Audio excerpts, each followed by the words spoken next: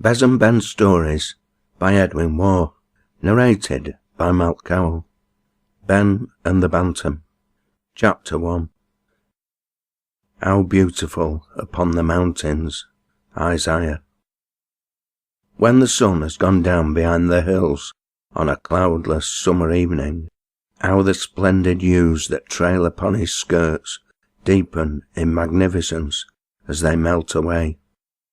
As the gorgeous pageant fades away in the west, the landscape it is leaving seems to stand still and gaze upon its departing glory, whilst all the air a solemn stillness holds.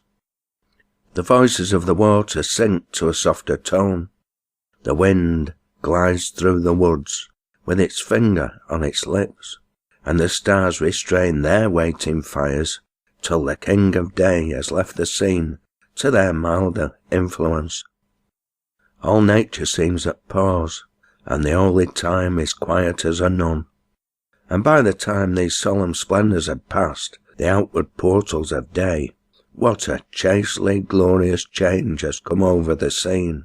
The isles of earth are wrapped in shade, but the sky is robed in its nightly glory, and the blue fields of heaven are strewn with flowers of twinkling gold. Those ancient lights, which are but dust in the footsteps of God, look down in benign comment, steeping the drowsy world in a mysterious spell. The sapphire vault is filled with awful beauty, for where the stars are not, the witchery of the blue sky is there, and wondering man looks up in speechless awe to that brave o'erhanging firmament, fretted with golden fires, all through the silent night. But night is not silent. The tone alone is changed, for nature's music never dies. As darkness draws her curtains in the wake of retiring day, viewless minstrels take up the hymn of adoration, filling the hours of shade with under-songs too fine for the ear of sunny noon. Strange low melodies and plaintive creeping sounds come upon every sough of the wind.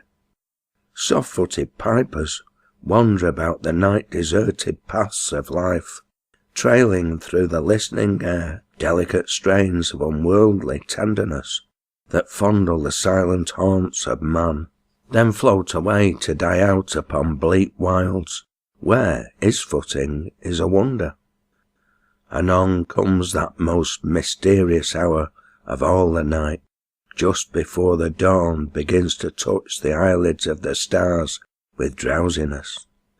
That still hour, when the sightless couriers of the air begin to whisper that day is advancing, and the dusky legions of night wake up to take their westward way, leaving the world still wrapped in sleep behind.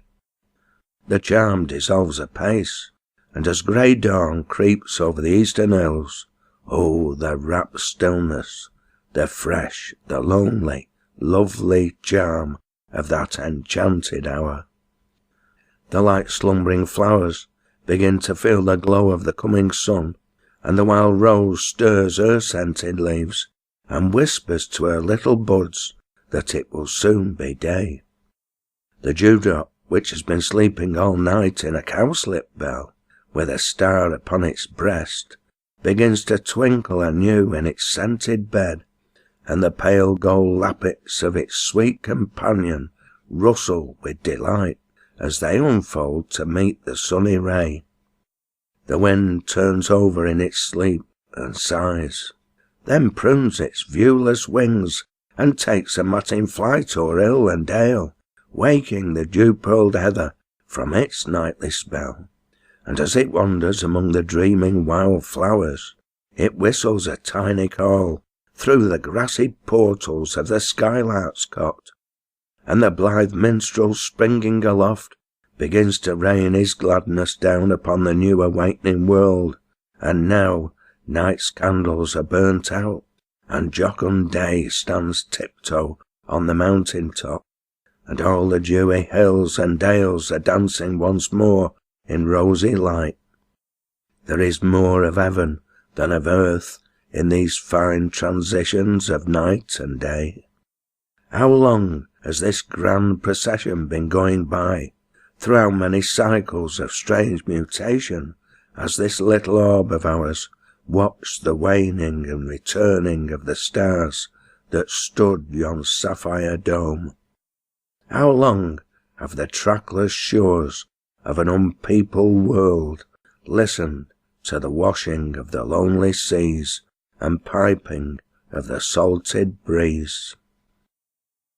Through such a summer night as this, poor Ben, the besom maker and herb gatherer of Lobden Moor, slept soundly in the rude sweet chamber of his lonely cottage, with his blooming young wife by his side, and his rosy children laid at rest about him. And on such a cloudless summer morning, he awoke at cockcrow to fill another page of the simple annals of life. He awoke refreshed, for his slumbers were sweet, from pure digestion bred. The sun's glowing disk had risen above the summit of the hills, and the landscape was bathing with delight in the splendour of the morning. A slant gleam of sunshine crossed Ben's chamber window like a bar of gold, and the blue sky was in view from the place where he lay. Birds were twittering blithely about the eaves of the cottage and on the sill of the chamber window, and the chuckling cry of the red grouse rose wildly from the moorlands around. The distant moo of large uddered kine came up from the valley in the stillness of the morning, blending with the fainter sound of the early mower's song as he sauntered towards the meadow to dip his scythe in fragrant dew. As Ben lay gazing around, the fresh beauty of the morning touched his heart with pleasure, although the first thing that crossed his mind on awaking was a painful recollection of the folly of the previous day. He looked round the little chamber where his youngsters lay, and he looked at his sleeping wife, and sighed, and felt ashamed of himself. And as he simmered over the business of the new day, he resolved to be more careful in the future.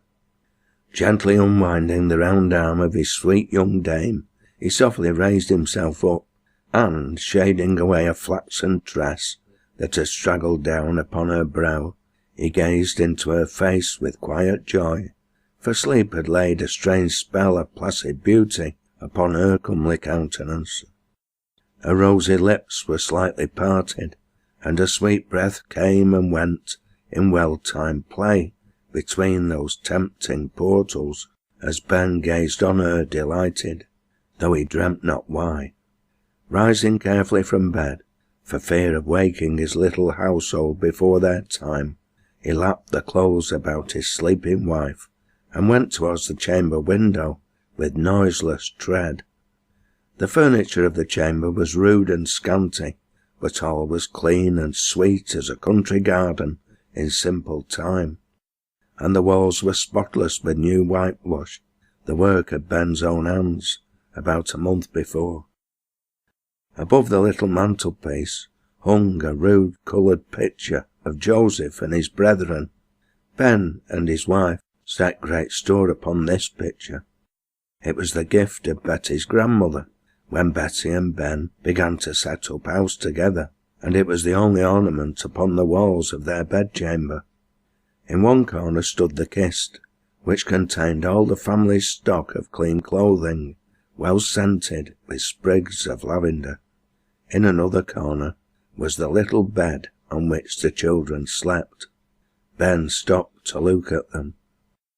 The bedclothes had fallen to the floor, and there the rosy cupids lay, like breathing statues, their soft round limbs thrown carelessly at ease, and the pearly moisture of sleep glittering on their faces like morning dew on wild flowers.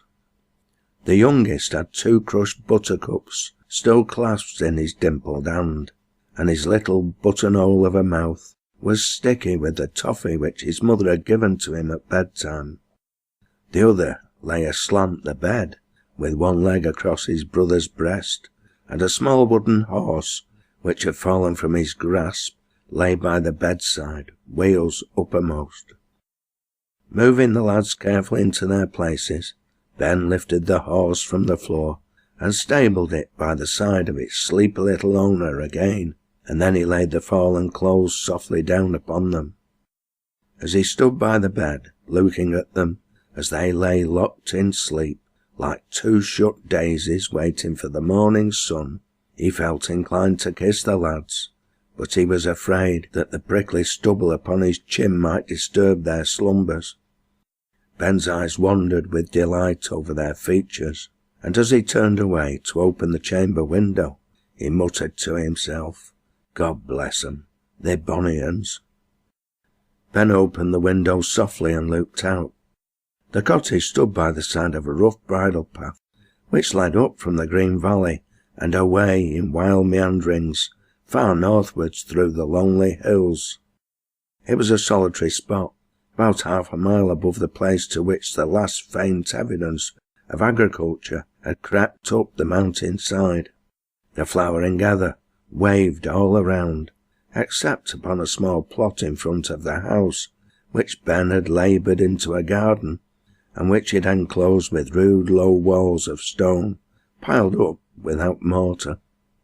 A little moorland stream ran down a green crease behind the house, along a well-worn bed of rock, and on a Sunday, when the besom maker's humble household was stiller even than usual, the lonely plover's plaintive cry and the wild heck, heck, heck of distant moorfowl, mingling with the low murmur of the stream, were almost the only sounds astir, except the tinkling of the spring, which trickled down into the well trough in front of the cottage window. The wild heath was all sprinkled with pearls of sunlit dew, and a still rapture lay upon the lonely moorland, where the summer like a hermit dwelt. The blooming heather filled the morning air with sweetness, while birds were twittering all around the cottage, and the lark had gone up towards the fountain of day with his thrilling song. Ben's eyes wandered over the scene with delight, settling at last upon his own little garden, where a few pet flowers and aromatic herbs were mingling their sweets with the goodly smells of a bush of sweetbriar and a bed of flowering mignonette. "Aye," said Ben, slowly sniffing the perfumed gale and rubbing his hands. It is a bonny morning, it is a grand morning." Then, closing the window, he quietly dressed himself and crept downstairs in his stocking feet, muttering to himself, "By the mon, I've riven me breeches again, and there's a hole in one of me stockings. But I daren't ask her to mend 'em to-day, after making such a fool of myself. I'll pin me breeches up, till I can see how hoo is when hoo gets out of bed." As he crept down, the stairs creaked. He stopped and listened, but the sleeper slept on, so he crept endway.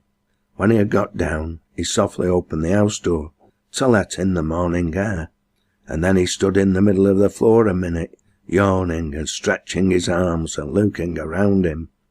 His shoes were in a corner near the fireplace, under a small shelf which held his clay pipes and tobacco in a brown pot with a lid on it. Above the shelf, a little old-fashioned Dutch clock hung against the wall, and its ticking sounded unusually clear in the stillness of the house. Ben's jacket lay on the old couch-chair, and the cat was asleep upon it as usual, but, aroused by the opening of the door, Puss raised her head and yawned and stretched herself, and then she jumped down and began to scratch the leg of the table. When she'd satisfied herself with this exercise, she walked with a slow, contemplative air to the doorstep, where she sat down, with her tail folded about her, looking around. On a small wooden winter hedge in front of the fireplace, a few clean clothes hung, which had been airing all night.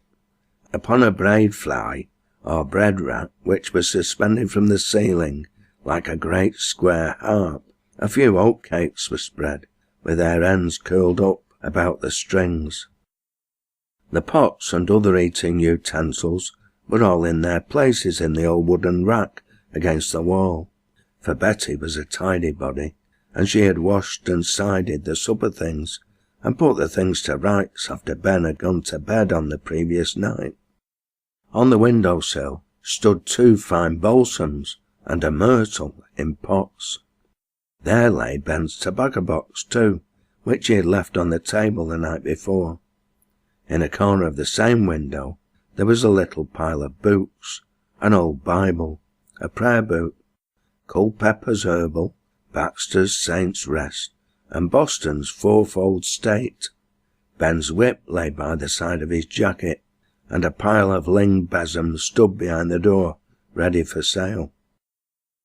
The floor was swept clean, and bundles of dried herbs hung here and there from hooks in the ceiling, and they filled all the house with a goodly smell. Ben drew up a chair and sat down to put his shoes on. Then he rose and walked to the doorway, and, leaning himself against the lintel, he looked quietly around. The water of the spring in front of the cottage was running over the lip of a green dock leaf which Betty had placed in the stone spout the day before. The slant sunshine caught the pearly rindle as it fell into the trough, tinging it with rosy beauty, and golden ripples shimmered on the surface of the well, for a little wind had got up, and all the dewdrops on the blooming moorland were trembling with delight in morning's sunny smile. It was a sweet nook of solitary life, that rough cottage among the wild heather, and the fresh elements of nature played about it lovingly. The things that lay here and there about the outside of the house showed the lonely security of the spot, and they told also something of the simple life of the dwellers therein. Dimple's panniers were reared against the green bank in front of the cottage, close by a small heap of coals, which Ben had bought at the pit mouth in the valley, and brought up the moorside on Dimple's back. These were burnt very sparingly, with dried roots, brushwood, and other bits of wild kindling, and kept sheltered from the weather in the low part of a rough wooden shed, which Ben had put up at the house end.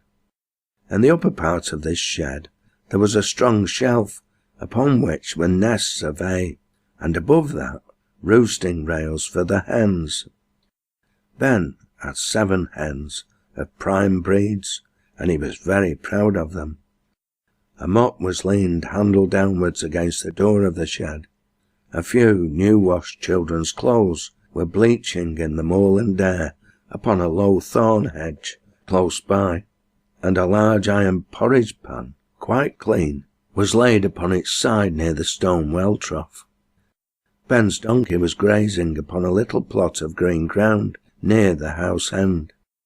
Dimple had free range of the wild moors and of all the scanty herbage that grew upon the margin of the mountain stream. Sometimes, at close of day, he wandered down towards the valley to crop a mouthful of richer grass from the edge sides of cultivated grounds, but as morning returned, he wandered up the bridle path again towards the place where he was born.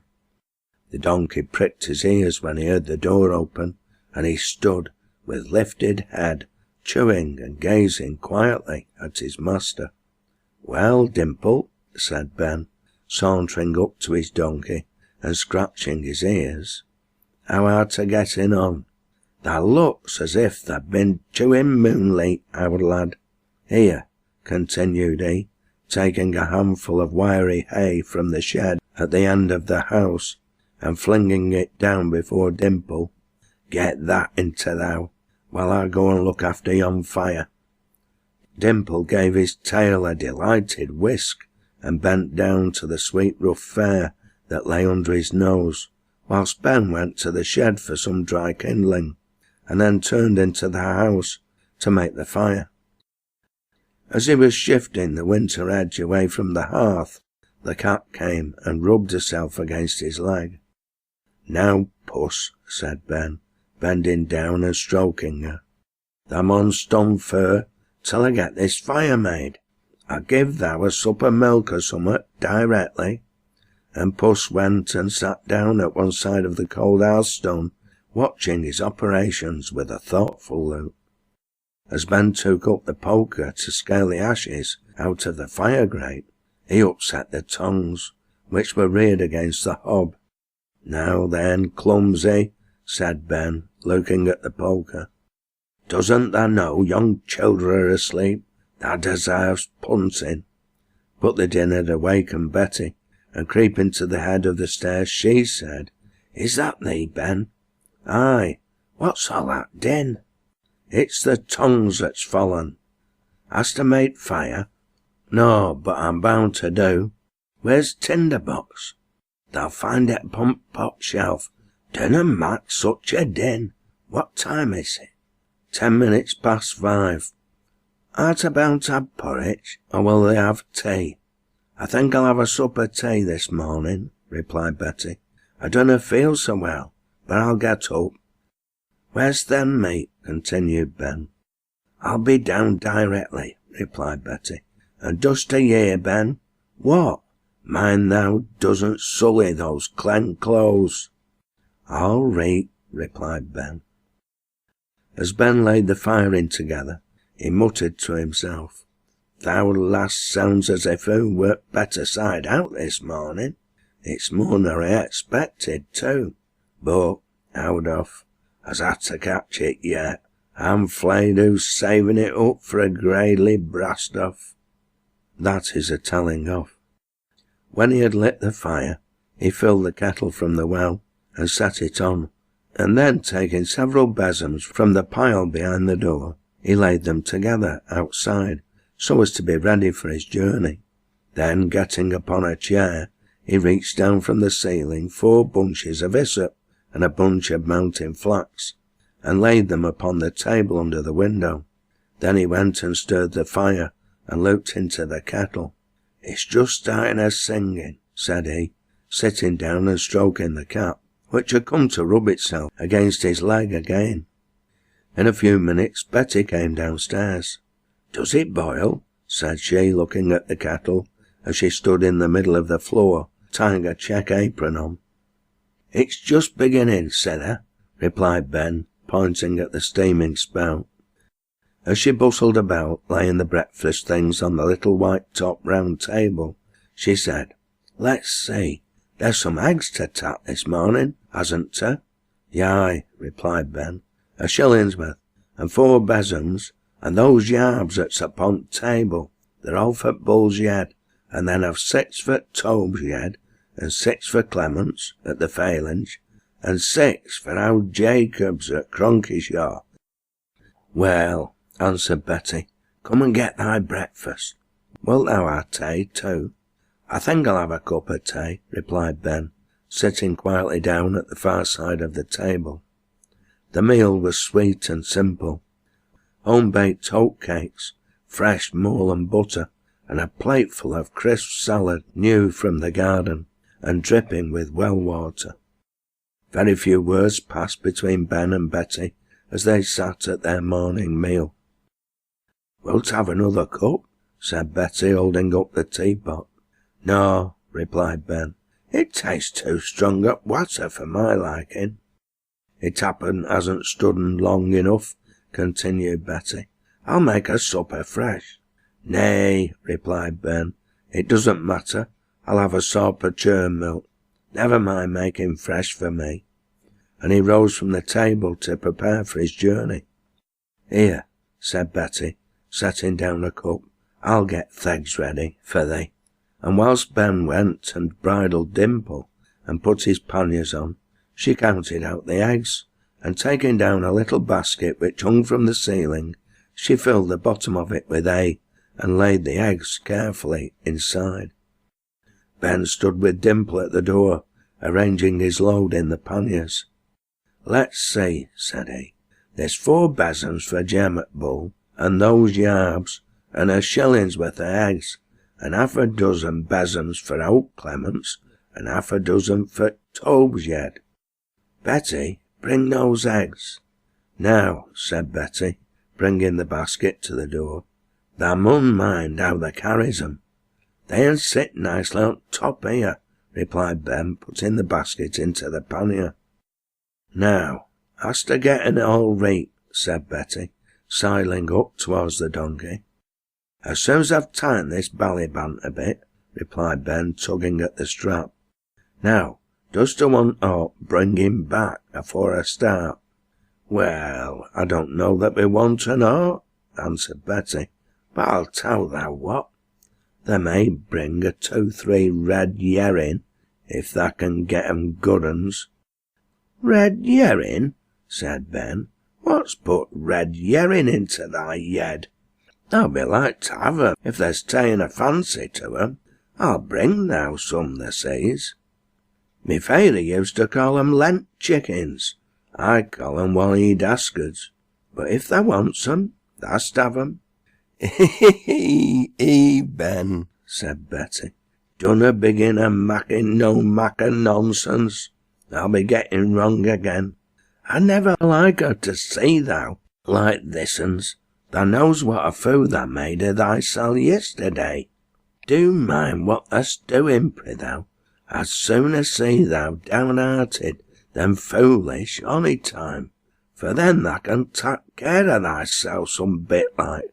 Come, I'll go a bit of a gait with thou. And away they went together, slowly, down the old bridle path.